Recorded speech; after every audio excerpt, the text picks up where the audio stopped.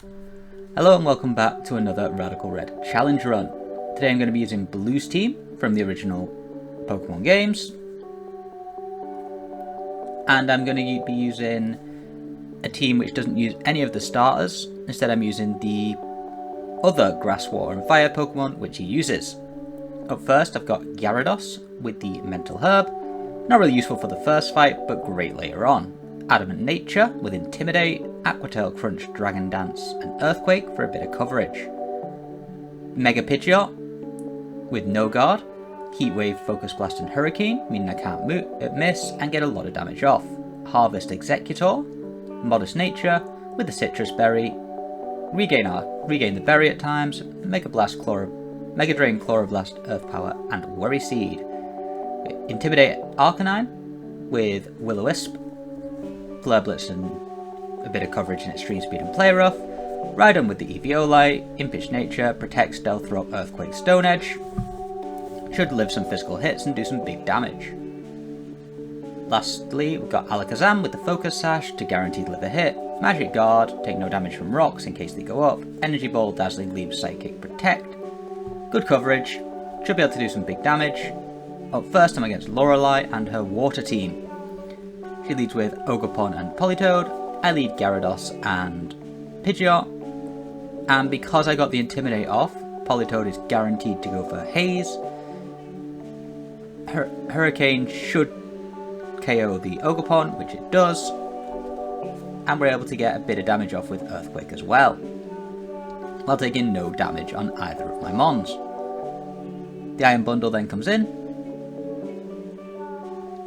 I just go for Earthquake again and go for the Focus Blast. Ice Beam does massive damage to Pidgeot, fortunately I live.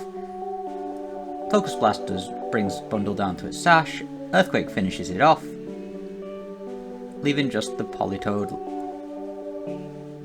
left on Lorelei's side of the field. Gets a bit of chip off on my Gyarados, and Kyogre comes in. Sets up the Primordial Sea.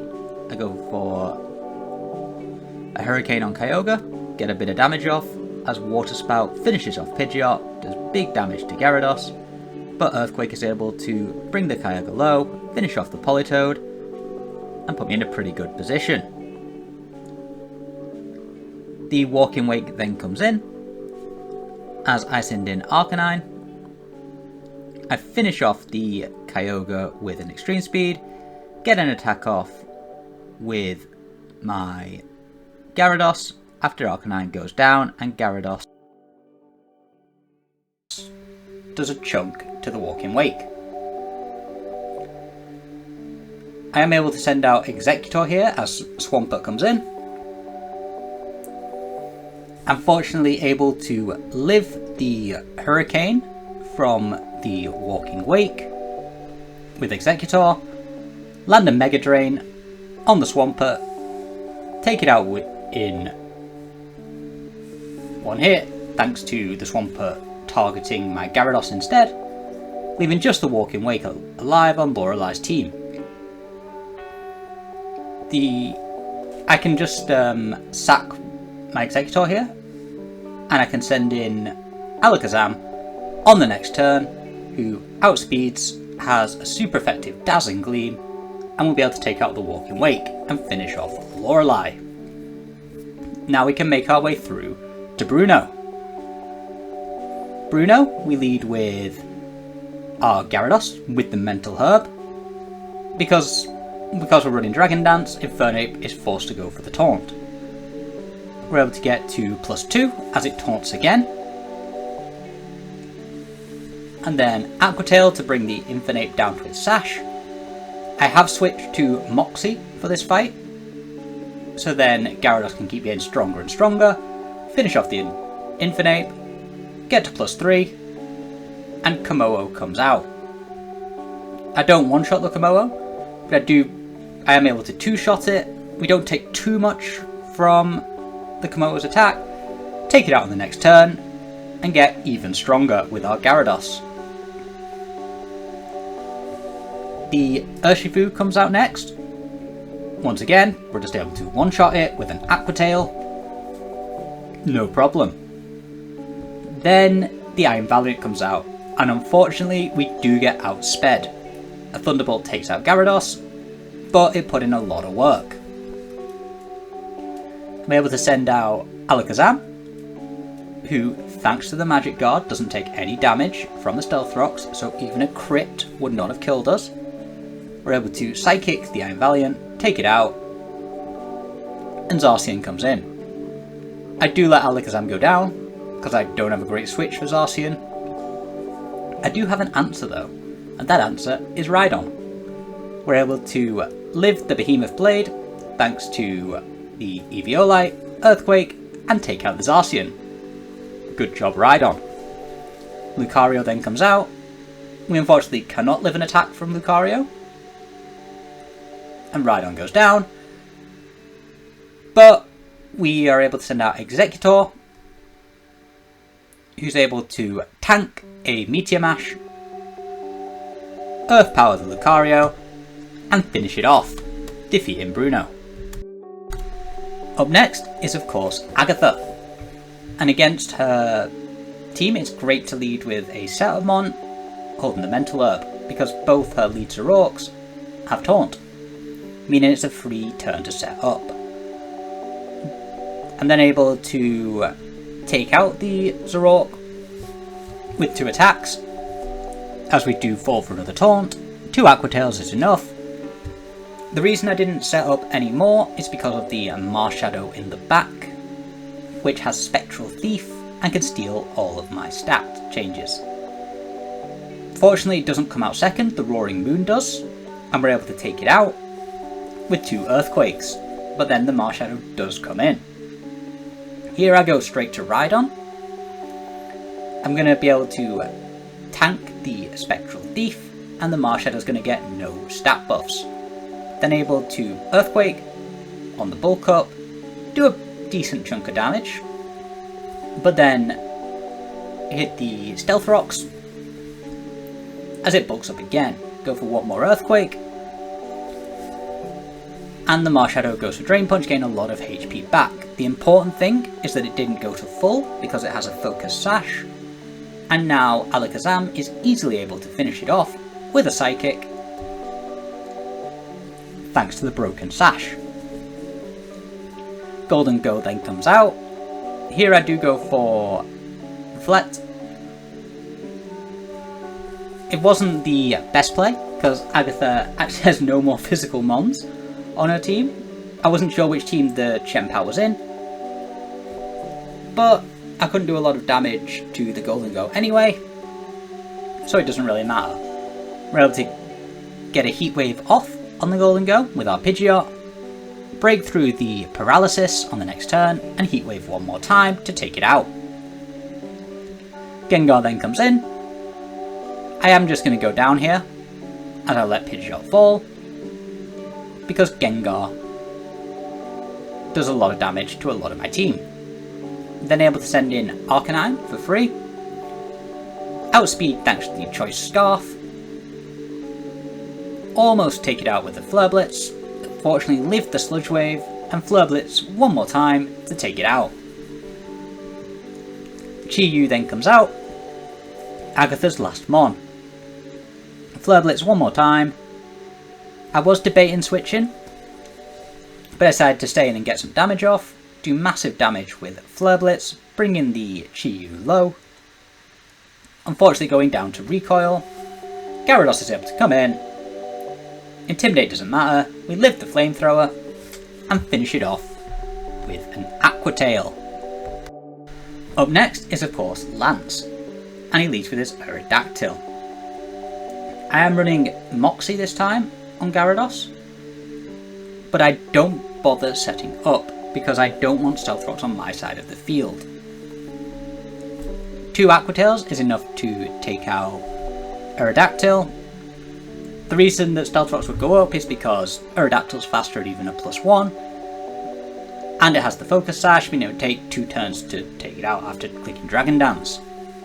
I was debating switching here with Gyarados to preserve its HP, but all the other mons are also important, so I just stayed in, Earthquake with the Moxie boost, did some good damage. probably should have Aquatailed instead because of the primal armour. Play Rough does good damage with Arcanine, and Dialga rests. So I take a bit of a risk. I go in straight into Exeggutor and hope that I don't get Roar of Timed out by the Dialga. We get lucky 2 times, and we're able to land the Worry Seed, which is good for 2 reasons. 1, Dialga no longer has primal armour, meaning our ground moves are going to do more damage, and 2, it can no longer click rest and fall asleep and regain its HP.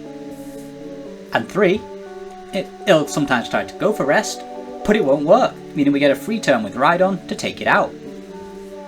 Dragonite then comes in. This is the weakness policy Dragonite, so I don't go for Stone Edge straight away, because I need to weaken it down first. Alakazam just does go down to a dual Wing Beat, unfortunately, as it gets sacked off, but then I'm able to get a free switch into Arcanine. Get the Intimidate off, land the Will-O-Wisp, and burn the Dragonite. It goes for Dragon Dance one more time, as I do switch into Pidgeot, Gyarados, predicting the Earthquake. And then I did underestimate how much damage Dual Wing Beat was going to do, as Dragonite does a bit too much. Extreme Speed takes me out, as I got greedy with the Dragon Dance. However, we're in an okay position here, because the Dragonite is burned, and I've intimidated it twice. So it's doing a lot less damage. Play Rough does massive damage in return. Unfortunately, I do set off the weakness policy. Now it's just a bit of pivoting around to keep my mons alive. I go into Pidgeot on the Earthquake, then into Rhydon on the dual Wing Beat. Not taking too much damage, thanks to our physical bulk. Then able to just protect as the burn chips down the Dragonite and finishes it off.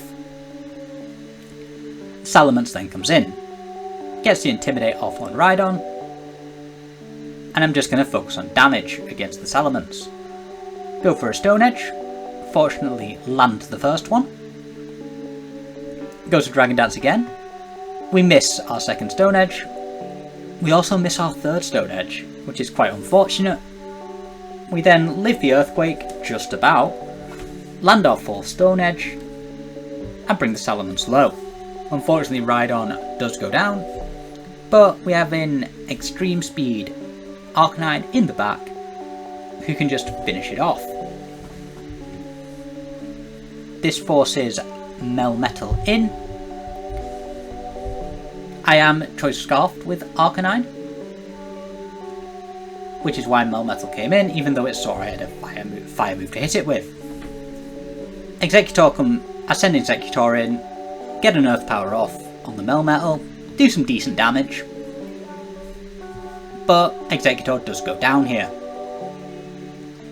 I'm then able to send out my Pidgeot, who's able to Mega Evolve, get the Focus Blast off on the Melmetal, finish it off, leaving just the Iron Jugulis. We are faster than the Iron Jugulis, we get a Hurricane off, we get the Confusion, unfortunately it does break through, land a Dark Hole, and the Iron Jugulis does get the sleep onto my Pidgeot. I can't switch here, because I need Arcanine to stay healthy and to not fall asleep. So I let Pidgeot fall down, send out full health Arcanine, who has the Choice Scarf, outspeeds, we're able to get a Flare Blitz off, and finish off the last member of Lance's team. Up next is the Grudge Match. The champion's new team against his original team from the first Pokemon game. We lead with our Rhydon, set up Stealth Rocks, and I do just let Rhydon go down here. It did what it needed to do for this fight. The Stealth Rocks are important because it does a lot of damage to the Yveltal, meaning I'll be able to get a sweep off later on. I Will-O-Wisp with my Arcanine after the Intimidate, really cutting the Pheromose's attack. Unfortunately, the beast boost it got was speed, meaning it's not getting any stronger. I'm then able to send out Gyarados, and I'm able to start setting up Dragon Dances and preparing the sweep. A lot of the champion fights are all about having a Mon which can set up and being able to set up in the right position. Against a -2 burned Pheromosa, that's a pretty good position for Gyarados to be in. I did give it the lefties, so it's able to recover its HP back and stay relatively healthy, even if it did get crit. Metagross comes out. We're able to one-shot with an Earthquake, taking out both of the physical attackers on the champion's team. Miraidon then comes in with its Hadron Engine. Once again, an Earthquake is enough to take it out. The Yveltal then does come in. Fortunately, even if Ice Fang didn't kill, I couldn't be put to sleep thanks to the electric terrain, and we take out the Yveltal no problem. Earthquake is enough for Eternatus to go down as well, leaving just the Ditto, which is a little scary because it has my Gyarados' buffs, but I'm actually able to do more damage to it with an Ice Fang. I was debating switching, but there's no point. I may as well just let Gyarados go down. I have a free switch into my Arcanine, who can click Extreme Speed, or my Alakazam, who has a Focus Sash and could finish off the Gyarados. That was... The champion was probably the easiest fight of the Elite Four, thanks to being able to set up putting Gyarados in a position to sweep. And it shows that the original champions team from the original Red and Blue still holds up if you modernise the items, movesets and abilities, and can still do work, even in a game like Radical Red.